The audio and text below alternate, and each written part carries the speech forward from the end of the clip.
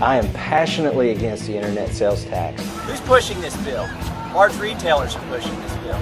It's about lobbyists coming up here for big corporations and asking Congress to help pummel their competition using a tax. Don't send people here to Washington, D.C.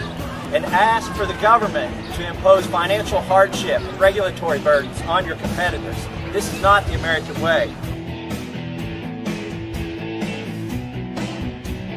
Clearly laws were broken and abuses happened there at the Cincinnati office of the IRS, and it goes all the way to Washington. The IRS is targeting conservative organizations using the tax code.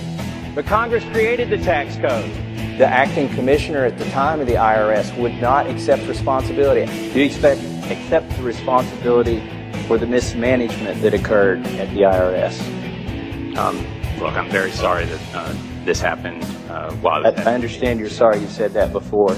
Can you answer that question? I don't know generally what you're talking about. This is big government going after small government proponents. That's just a natural tendency of this monster that we've created.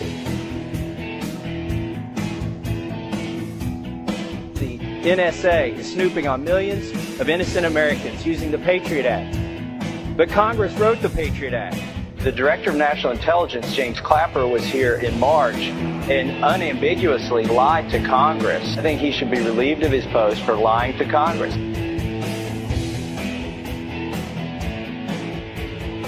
I'll be a staunch defender of the Constitution. There aren't many engineers in Congress. Engineers rely on facts. We need more engineers in Congress and fewer lawyers. Mr. Speaker, I rise today to implore my fellow congressmen to wake up. Government is sometimes out of control. And the DHS has stockpiled 200 million hollow point bullets. Congress just funded the DHS last week. Certainly you don't want to get into a war or some kind of engagement and then underfund it, because then you're just putting lives unnecessarily at risk. But I would argue we should be less engaged in things overseas. People like sound bites, but I want to talk to you like everybody's an adult. The Constitution embodies American principles that men and women fought and died for, to protect. We swore an oath to protect it.